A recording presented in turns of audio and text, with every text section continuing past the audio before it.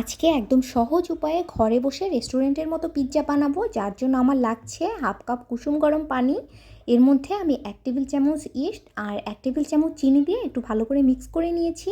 এখন আমি 2 কাপ আটা যোগ করব, সাথে স্বাদমতো লবণ। এখন আমি এটা দিয়ে একটা ডো তৈরি করে নিব।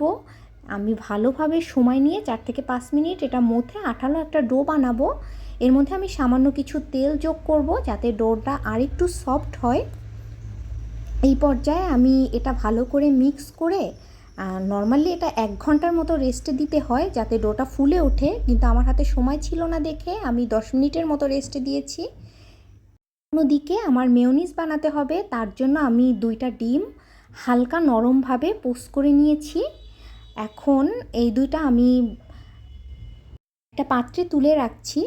এই সেম কড়াইতে আমি মাংসের টুকরোগুলো ভেজে নিব, যার জন্য আমি মাংসটা মশলা দিয়ে ম্যারিনেট করে নিয়েছি একটু হলুদ মরিচ লবণ দিয়ে। এখন সামান্য তেল দিয়ে আমি এই মাংস টুকরোগুলো ভেজে নিব 5 থেকে 6 মিনিটের মতো। অল্প জালে ভেজে নিলেই এটা হয়ে যাবে।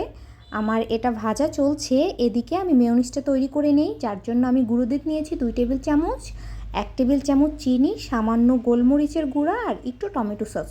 সব কিছু ভালো করে ব্লেন্ড করে নিলেই মেয়োনিজটা রেডি।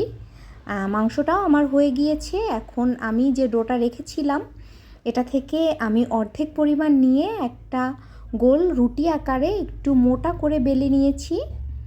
এই যে এখন এটাকে এটার উপরে আমি পিৎজা সস দিব, দেন একটু কাঁটা চামচ দিয়ে এটাকে একটু ছিদ্র ছিদ্র করে দিব যাতে ফুলে না ওঠে। এখন যে আমি মেয়োনিজটা বানিয়েছিলাম মেয়োনিজটা দিয়ে দিব। এর উপর থেকে আমি মাংসের টুকরোগুলো দিয়ে দিয়েছি, সাথে ক্যাপসিকাম দিয়েছি কিছু, দেন দিয়েছি কিছুটা কাঁচামরিচ। আমার কাছে এই এক কালারের ক্যাপসিকামই ছিল, তাই আমি শুধু এটাই ইউজ করেছি। এখন আমি কিছুটা পেঁয়াজ কুচি দিয়েছি আর চিজ দিয়েছি সামান্য, উপর থেকে একটু ধনেপাতা কুচি দিয়েছি। এই যে আমার পিৎজাটা আমি এখন বেক করে নিয়েছি।